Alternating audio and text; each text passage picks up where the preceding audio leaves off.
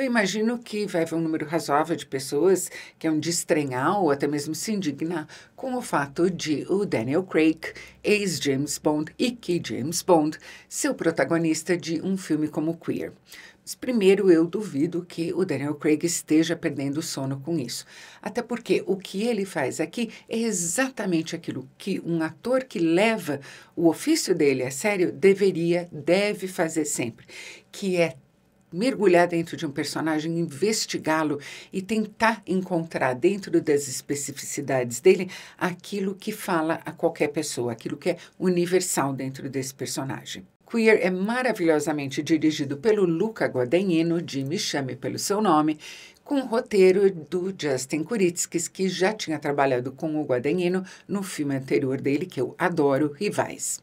E é uma adaptação do romance de mesmo nome, escrito em 1951, mas publicado pela primeira vez só lá pelos anos 80, do William S. Burroughs, que foi um dos nomes mais importantes, um dos expoentes do movimento Beat.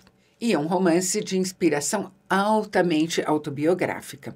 O Daniel Craig aqui faz William Lee. Lee era um dos sobrenomes de solteira da mãe do William S. Burroughs, um expatriado que mora no México nos anos 50 e que vive encharcado em tequila, chapado de heroína e dolorido daquele tipo de solidão em que a gente tem várias pessoas por perto, mas elas pouco significam ou nada. Até que William Lee conhece um rapaz americano também bem mais jovem que ele, chamado Eugene, e se apaixona perdidamente. Mais até do que uma paixão, o que o Lee vê no Eugene é a possibilidade de uma conexão real com uma outra pessoa.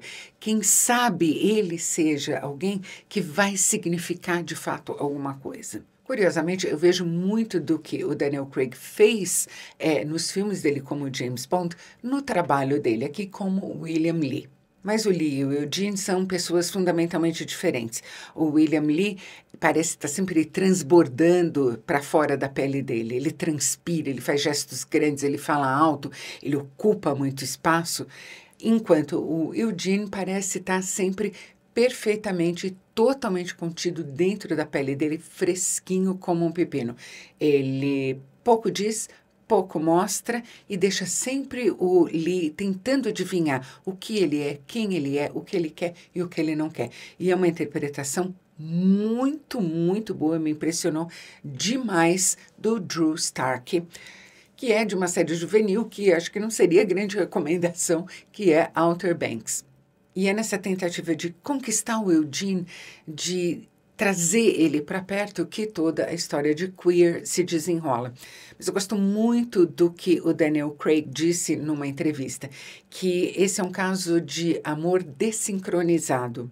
É um amor, ao que tudo indica, recíproco mesmo, mas são duas pessoas que amam de jeitos diferentes e em intensidades diferentes. Nunca conseguem vibrar na mesma frequência, exceto numa passagem crucial do filme, em que eles estão na América do Sul, onde o William Lee foi na tentativa de experimentar as propriedades alucinógenas do Iarré, que hoje a gente conhece como ayahuasca, e ali, numa cena muito abstrata entre os dois, a gente sente que houve, de fato, aquela conexão que ele procurava.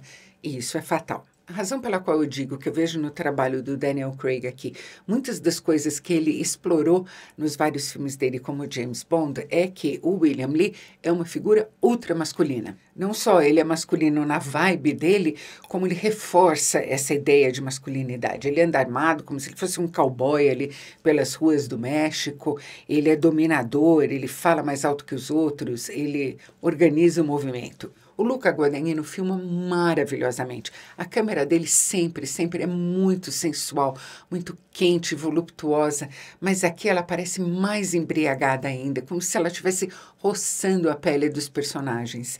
E eu acho maravilhoso o que ele faz com os elementos arquitetônicos do filme. A maneira como ele usa paredes e os ângulos dela e a maneira como os personagens estão posicionados nessas locações tem muito mesmo da pintura do Edward Hopper, que era o pintor da solidão urbana, da solidão vivida em companhia de muitos.